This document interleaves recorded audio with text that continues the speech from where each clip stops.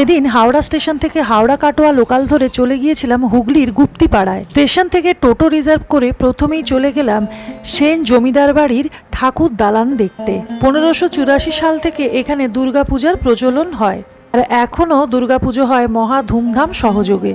গুপ্তিপাড়া রথের জন্য বিখ্যাত হলেও এখানে আরও বেশ কিছু দর্শনীয় স্থান আছে, সবই দেখব একে একে। আর এরকম ইনফরমেটিভ মিনি ব্লগ দেখতে চ্যানেলটিকে সাবস্ক্রাইব করতে ভুলবেন না।